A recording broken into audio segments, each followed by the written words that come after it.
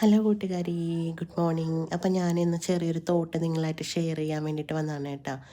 Body shaming ആണ് subject. Body shaming അനുഭവിച്ചിട്ടുള്ളവർ കുറേ പേരൊക്കെ ഉണ്ടാവും.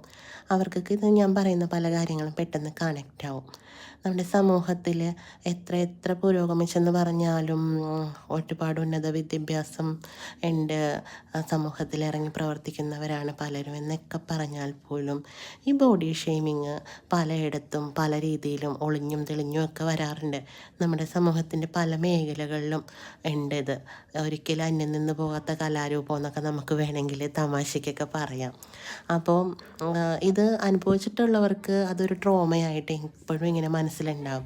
പക്ഷേ ഞാനിപ്പോൾ പറയാൻ വന്നത് ഈ കുഞ്ഞു മനസ്സുകളിലേക്ക് ഈ ഇത് വരുമ്പോൾ ഉണ്ടാവുന്നൊരവസ്ഥ, ആ കുഞ്ഞ് മനസ്സുകൾ ഇതനുഭവിച്ചും കണ്ടും കേട്ടും വളർന്ന് വലുതാകുമ്പോൾ അവരുടെ വ്യക്തിത്വത്തിന് അതെങ്ങനെ ബാധിക്കുമെന്നോ, അവരുടെ ആത്മവിശ്വാസത്തിന് അത് ബാധിക്കും. അവർക്ക് അപകർഷതാബോധം ഉണ്ടാകും, അവർക്ക് മറ്റുള്ളവരുമായിട്ട് മിങ്കിൾ ചെയ്യാനുള്ളൊരു ബുദ്ധിമുട്ടുണ്ടാകും. ഇത് അവർക്ക് അവരുടെ ലൈഫിനെ തന്നെ അത് ബാധിക്കും. അതൊരു വലിയ ട്രോമയായിട്ട് അവരുടെ ഉള്ളിൽ അതങ്ങനെ കിടക്കും. അത് ഇത്രയും പറയാനുള്ള കാരണം ഞാൻ ചെറുപ്പത്തിൽ അനുഭവിച്ചിട്ടുള്ളത് കൊണ്ട് എനിക്കത് ഓവർകം ചെയ്ത് വരാൻ പറ്റി. എല്ലാവർക്കും അങ്ങനെ ഓവർകം ചെയ്ത് വരാൻ പറ്റണമെന്നില്ല.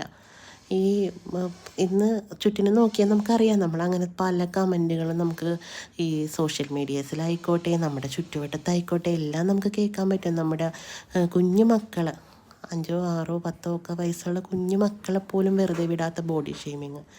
അപ്പോൾ അതിനെതിരെയെങ്കിലും നമുക്കൊന്ന് ശബ്ദമുയർത്തണ്ടേ, അതെങ്കിലും ഒന്ന് നിർത്തലാക്കണ്ടേ.